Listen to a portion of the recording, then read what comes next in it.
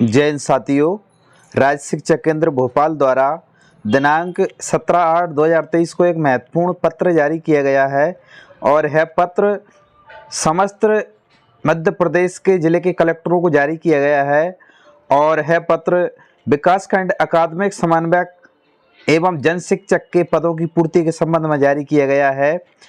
तो हम इसके बारे में देख लेते हैं कि कितने विकासखंड अकादमिक समन्वयक और जन शिक्षकों के पदों की पूर्ति की जाना है और कब तक की जाना है और इसकी योग्यता क्या है, समझ जानकारी आपके सामने रखेंगे। हमारे साथ बने रहे वीडियो के अंत तक और चलो देखते हैं कि आपका क्या कंडीशन रखी गई है, इसमें किस प्रकार से पदों की भर्ती होगी। तो चलिए देखते हैं। भारत सरकार मानव संसाधन विकास मंत्रालय नई दिल्ली द्वारा समग्र शिक्षा अभियान मिशन की अनुमोदित वार्षिक कार्य योजना वर्ष 22-23 एवं मध्य प्रदेश शासन स्कूल शिक्षा विभाग के आदेश क्रमांक के द्वारा और भोपाल दिनांक 25 जुलाई 2023 में उल्लिखित प्रावधान अनुसार समग्र शिक्षा अभियान मिशन अंतर्गत प्रत्येक विकास खंड स्रोत केंद्र कार्यालय में यानी बीआरसीसी कार्यालय में विकासखंड अकादमिक समन्वयक बीएसी के 5 पद स्वीकृत होने से इन 5 पदों में से 2 विज्ञान संख्याएं, 2 भाषा जिनमें से एक अनिवार्य रूप से अंग्रेजी और एक सामाजिक विज्ञान संख्या से पद पूर्ति की कार्रवाई एवं 21 विद्यालयों पर एक पद के मान से 2660 जन शिक्षा केंद्र में 2 जन शिक्षक के पद के मान से 5320 जन शिक्षक के पद की पूर्ति की कार्रवाई की जानी है। यानी 5320 जन शिक्षक के पद की पूर्ति की कार्रवाई की जाना है। आगे देखते हैं। वर्तमान में प्रदेश में विकासखंड अकादमिक समन्वयक जन शिक्षक के कई रिक्त हैं, अतः विकासखंड अकादमिक समन्वयक जन शिक्षक के पदों की पूर्ति निम्नानुसार हारता प्रक्रिया के माध्यम से की जाएगी। तो पद रहेगा आपका बीएसी और सीएसी यानी विकासखंड समन्वयक अकादमिक समन्वयक एवं जन शिक्षक। और जो पद के लिए जो हारता रखी गई है, योग्यता रखी गई है, वह आपको उच्च श्रेणी शिक्षक होना चाहिए या माध्यमिक शिक्षक होना चाहिए। आयु होना चाहिए 1 जनवरी की स्थिति में 52 वर्ष से अधिक ना हो। संबंधित के विरुद्ध कोई विभागीय जांच, आपराधिक प्रकरण, लंबे समय से लगातार अनुपस्थिति की शिकायत आदि प्रचलित में ना हो और प्रतिनियुक्ति अवधि शासन के प्रचलित नियम के अनुसार रहेगी। चयन प्रक्रिया देखते हैं। तो चयन हेतु प्रचार डाइट जिला परियोजना समन्वयक, जिला शिक्षा अधिकारी, सहायक आयुक्त, आदिवासी विकास विभाग द्वारा नामांकित प्रतिनिधि सहायक परियोजना समन्वयक अकादमिक की चयन समिति गठित की जाएगी और इस चयन समिति में कलेक्टर द्वारा अपना प्रतिनिधि अवश्य रखा जाएगा। जिला शिक्षा अधिकारी, सहायक आयुक्त, आदिवासी विकास विभाग उपरोक्त अनुसार अर्हता पूर्ण करने वाले ऐसे जो यूएमएस टीचर है उच्च श्रेणी शिक्षक और एमएस टीचर माध्यमिक शिक्षक की सूची दिनांक 30/8/2023 तक प्राप्त की जाए। यानी सूची 30/8/2023 तक प्राप्त करने के लिए यहाँ पर बोला गया है।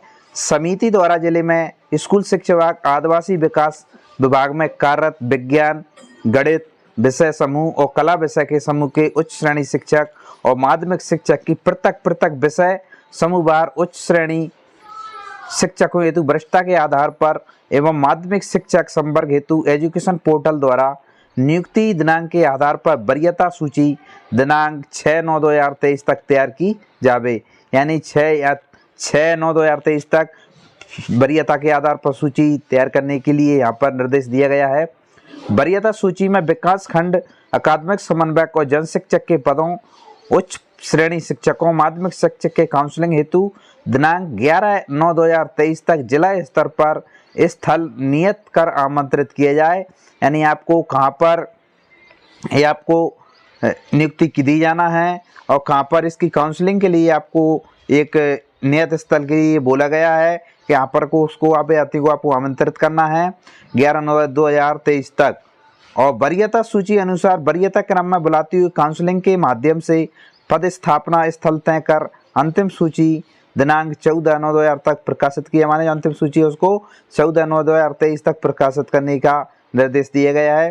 चूंकि विकासखंड अकादमिक समन्वयक का कार्य क्षेत्र संपूर्ण विकासखंड है और उक्त पद हेतु अधिक अनुभवी और वरिष्ठ शिक्षकों को पदस्थ किया जाना उचित है, अतः वरीयता सूची में प्रथमता विकासखंड अकादमिक समन्वयक के पदों की पूर्ति की जाए। तदुपरांत इसी सूची से निचले क्रमानुसार जिन शिक्षक के पदों की पूर्ति की जाए। विकासखंड अकादमिक समन्वयक के पदस्थापना आदेश एवं जन शिक्षकों के नाम निर्देशन संबंधी उच्च श्रेणी के शिक्षकों के आदेश दिनांक 20/9/2023 तक जिला शिक्षा केंद्र द्वारा कलेक्टर के अनुमोदन के हस्ताक्षर जारी किया जाएंगे। यानी 20/9/2023 को इनके ऑर्डर, जिनकी नियुक्ति हो जाएगी उनको ऑर्डर जारी कलेक्टर के हस्ताक्षर जारी कर दिए जाएंगे।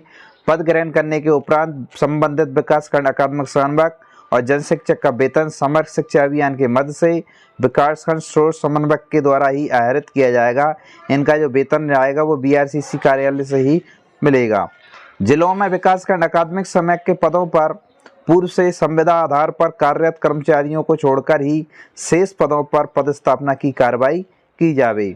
मध्य प्रदेश शासन आदिम जाति कल्याण विभाग से प्राप्त अनुमोदन अनुसार आदिम जाति कल्याण विभाग के अधीन उच्च श्रेणी शिक्षक, माध्यमिक शिक्षक जो विकासखंड अकादमिक समन्वयक जन शिक्षक के पद पर प्रतिनियुक्ति पर आने हेतु सहमत हैं, उन्हें आदिवासी विकास खंडों में विकासखंड अकादमिक समन्वयक जन शिक्षक के पद पर प्रतिनियुक्ति पर पदस्थ किया जावे।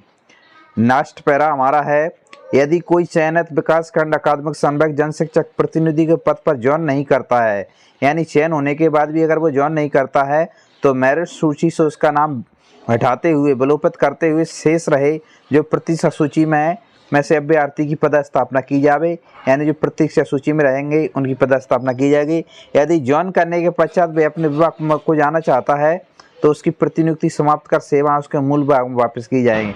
ज्वाइन करने के बाद भी अगर वो इसको पद को छोड़ना चाहता है और अपने मूल विभाग में वापस जाना चाहता है तो उसकी जो प्रतिनियुक्ति सेवा है वो समाप्त कर दी जाए और उसको मूल विभाग में वापस भेज दिया जाए।